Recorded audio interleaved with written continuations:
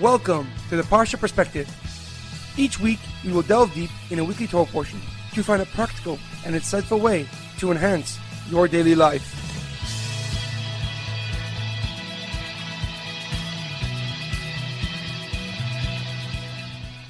Thank you for tuning in.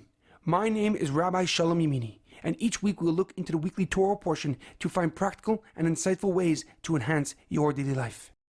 This week's Parsha Perspective is in loving memory of Shlomo ben Edward and Edward ben Efraim, and in honor of the Refuah Shlema of Shaul ben Berta, Sasson ben Batia, and Yirachmiel ben Tova Basha may they have a complete and speedy recovery.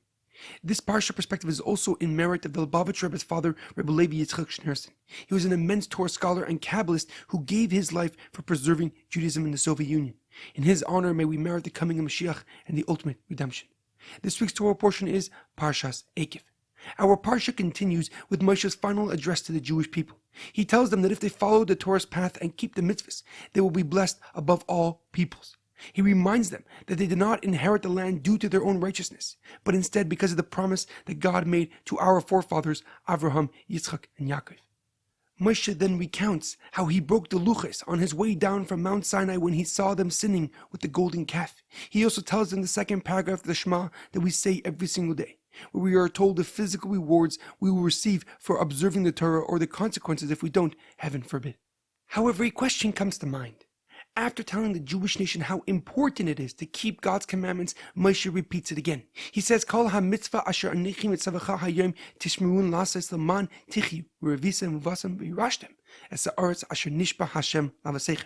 You shall observe all the commandment that God has instructed you today, so you will live, thrive, and inherit the land that God has promised to your forefathers. But why does Moshe use the singular term mitzvah, which means a single commandment, rather than mitzvahs, which implies many commandments? Furthermore, if Moshe was actually saying to the Jewish nation, all the mitzvah, the singular commandment that God has told you today, what law or mitzvah is Moshe actually referring to? The Sifrono Ravadia Sifrono, an Italian commentary and famous doctor from the early 1500s, answers these questions by looking at the previous psukim, the previous verses. At the end of chapter 7, Moshe says that if the Jewish people will follow the Torah, God will give them the land of Israel without injury or even a war, even a fight. And therefore Moshe repeats the mitzvah to burn the idols of the nations who lived in Israel at that time. As the pasuk writes at the end of Perek, chapter 7, you shall burn the images of their gods and do not desire their silver and their gold that is on them, for it is an abomination to God. However, Rashi, Rabbeinu Shlomo Yitzchaki, the foremost commentary on the Torah, gives a deeper and more profound explanation. He writes that Moshe was not referencing or hinting at a specific mitzvah, but rather to each mitzvah as a whole.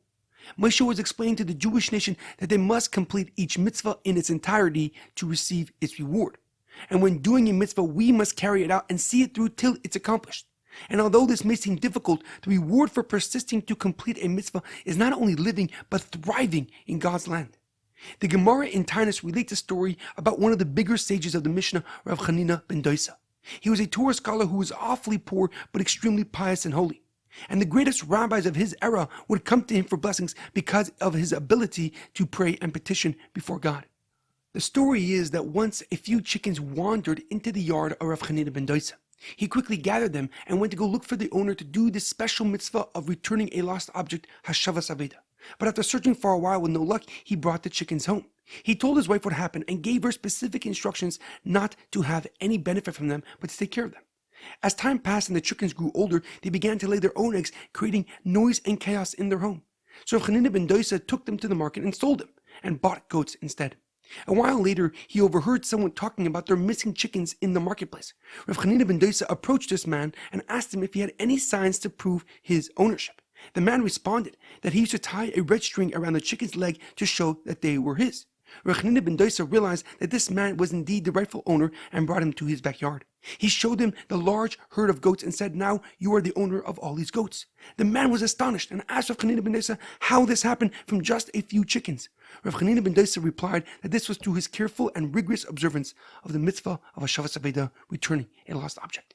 The lesson we learn from here is ever more prevalent as we approach the month of Elul, a month of self-introspection and reflection on our observances of the Torah and our connection to God. In our daily life, it is imperative we understand that to change your life or to become successful is all about follow-through. Many people have great business ideas and concepts, but never implement them to their full potential. Many people want to improve and transform themselves for the better, but do not follow through with their plans. We mostly have access to the same knowledge and information. The difference is who has the determination and resolve to see it through. The lesson Moshe is conveying to the Jewish nation is to have the courage and tenacity to follow through with their dreams and aspirations. There is an amazing quote that I once read. There is a 6-word formula for success. Think things through and then follow through. Have a great weekend and good Shabbos.